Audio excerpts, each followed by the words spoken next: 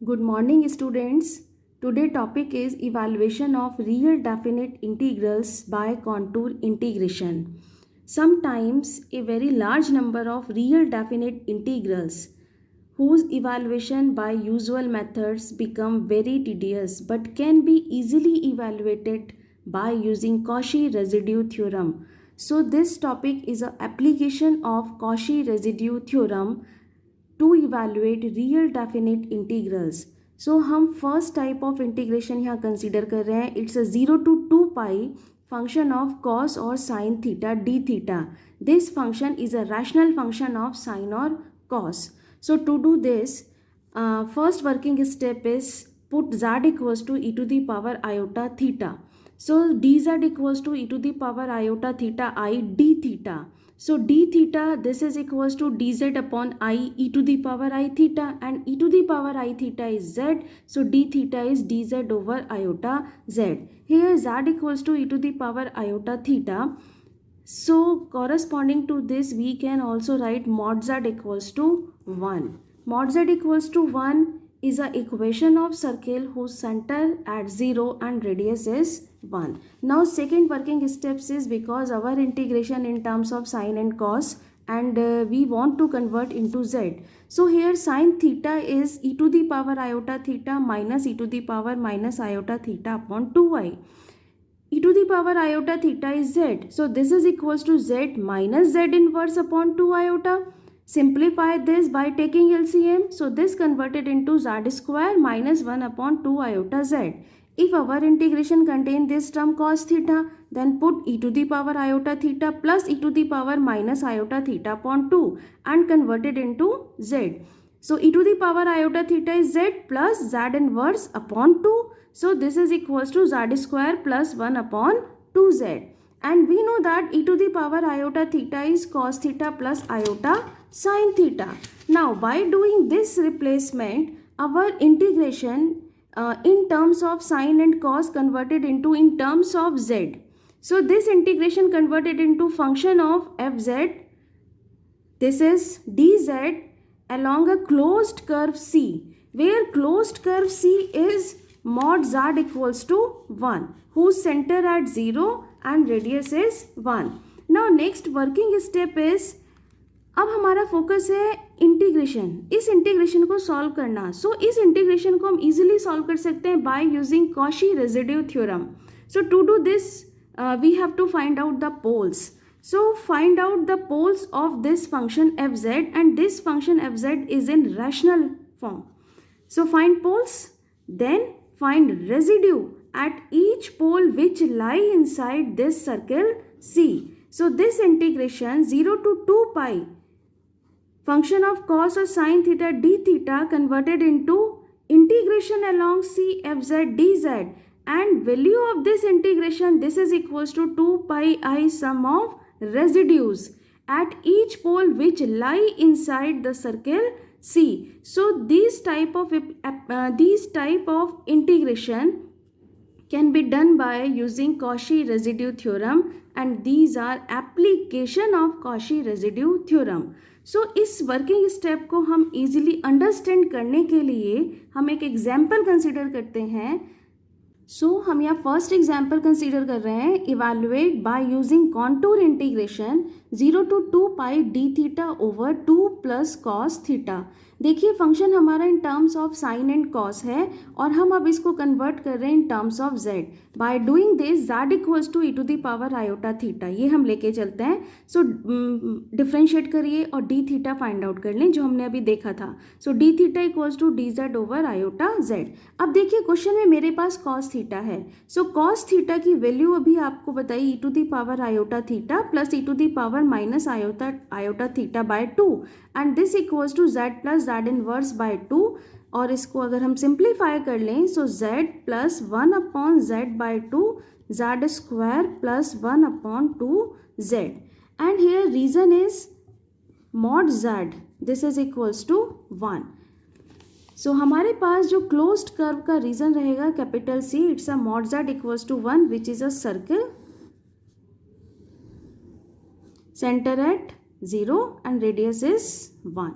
सो अब देखिए हम इसको कन्वर्ट करते हैं. So this is equals to integration along closed curve सी.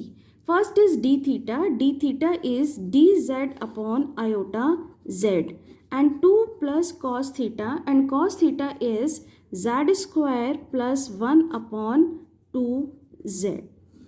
इसका एलसीएम ले लीजिए और सिंप्लीफाई कर लें. सो 2z, this transfer 2z dz upon iota z, this is 4z plus z square plus 1. z and z cancel out. So this is equals to 2 upon iota integration along closed curve C dz upon z square plus 4z plus 1. अब देखिए जो मेरे पास integration sine cos में था वो completely convert हो चुका है in terms of z, where C is a closed contour and closed contour is mod z equals to 1.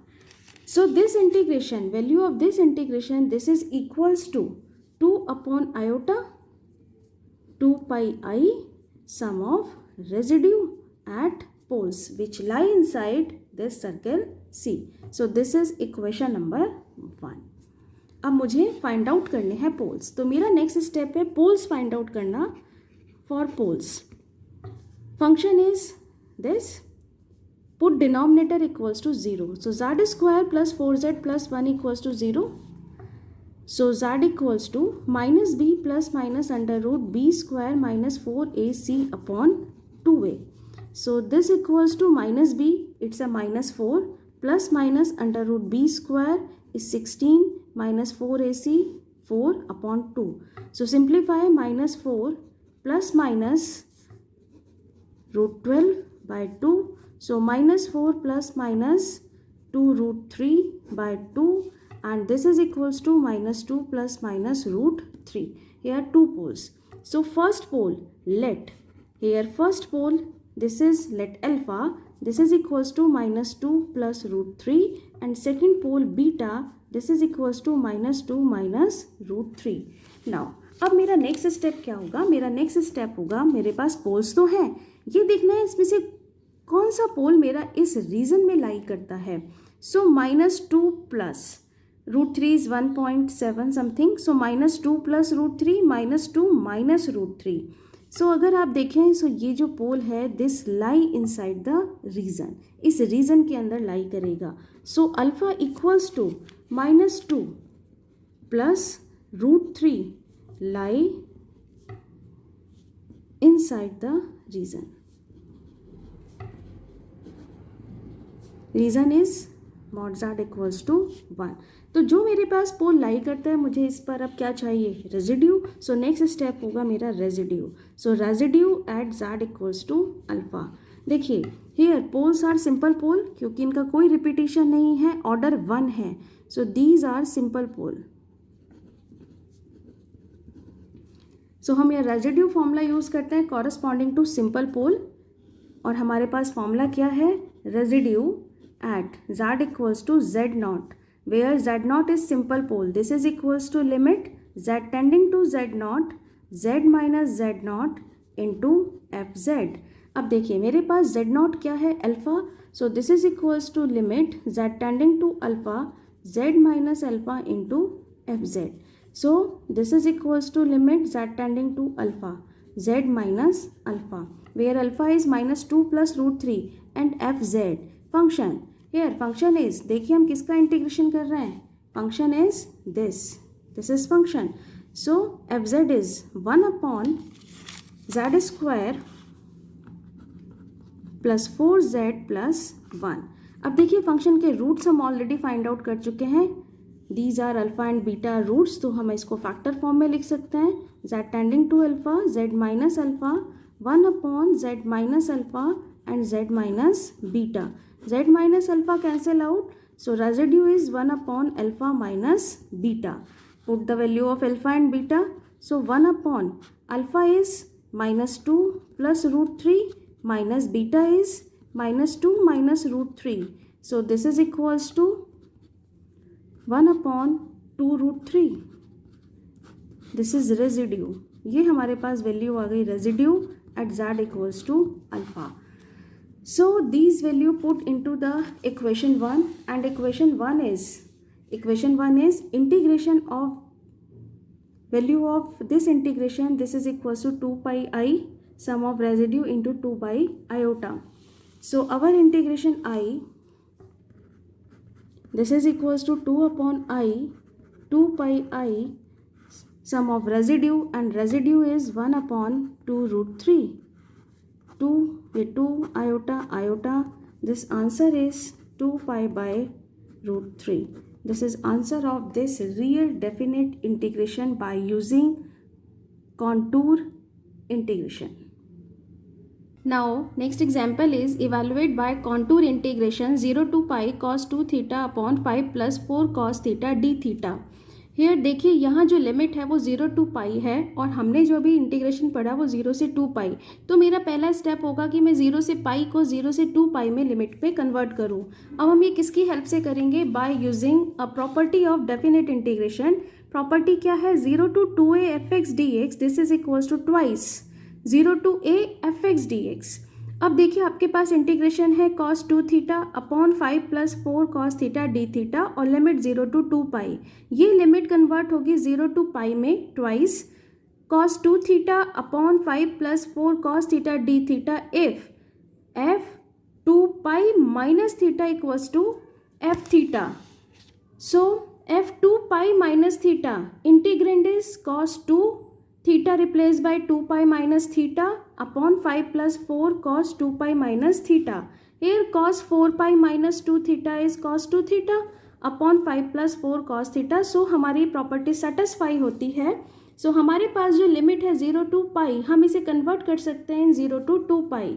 So integration 0 to pi cos 2 theta upon 5 plus 4 cos theta d theta equals to half 0 to 2 pi cos 2 theta upon 5 plus 4 cos theta.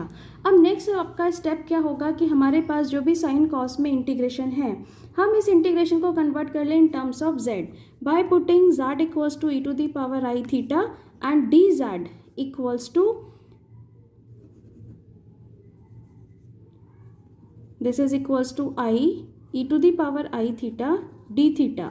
So d theta equals to dz upon iota z. And देखिए integration में है cos theta and cos theta replaced by z plus z inverse by 2.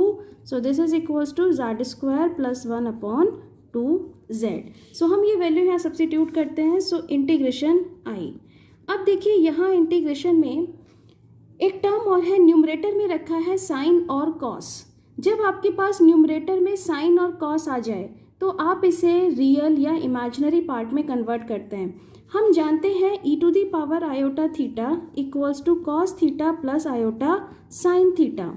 अगर आपके पास numerator में cos है so cos theta को आप लिख सकते हैं real part of e to the power iota theta, और अगर क्वेश्चन में न्यूमरेटर में साइन थीटा है तो आप उसे रिप्लेस करें imaginary part of e to the power iota theta.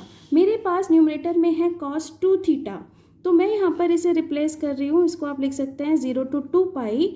It's a real part of 2 theta, so e to the power iota 2 theta divided by 5 plus 4 cos theta d theta.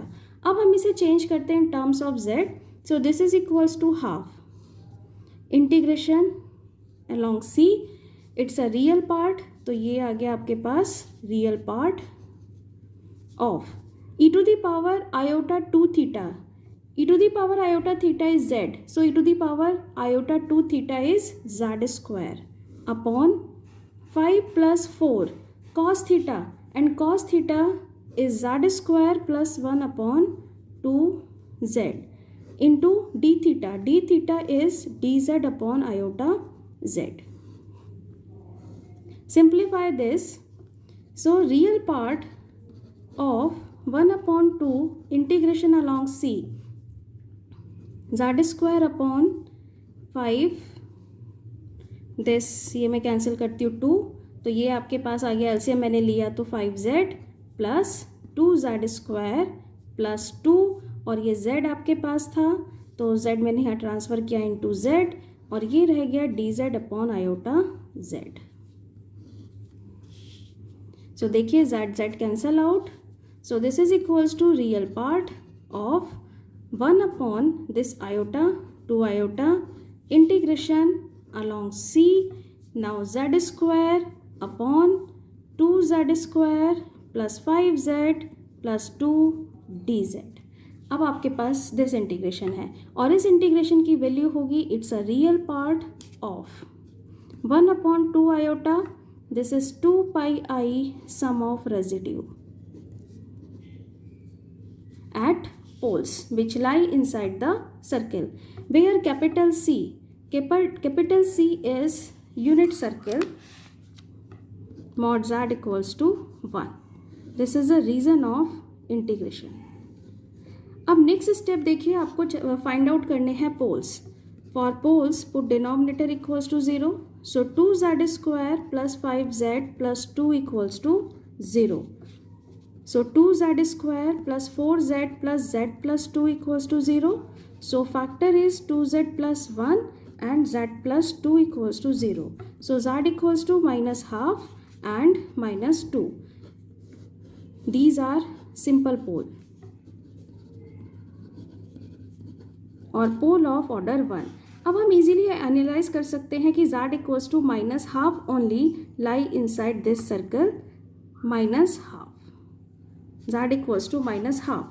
So z equals to minus half lies inside mod z equals to 1. So find residue. So residue at z equals to minus half. It's a simple pole. So limit z tending to minus half, z minus minus half. So z plus half into fz. So limit z tending to minus half, z plus half into fz, and fz is 1 upon z square. So this is z square upon 2z square plus 5z plus 2. Now factorize this. So limit z tending to minus half. First of all मैं इसका LCM लेकर हम इसे लिख सकते हैं 2z plus 1/2 and z square. और अभी हमने इसके फैक्टर किए, फैक्टर हैं 2z plus 1 and z plus 2. 2z plus 1, 2z plus 1 cancel out and put z equals to minus half. So minus half whole square is 1/4 and into 2 and minus half plus 2, it's a 3/2. 2 cancel out. So 1/12 is a residue. Put the value of this residue in equation number 1. ये आपके पास था equation number 1. हम ये डालते हैं जहाँ हम integration की वैल्यू फाइंड आउट कर रहे हैं. सो value of integration is I.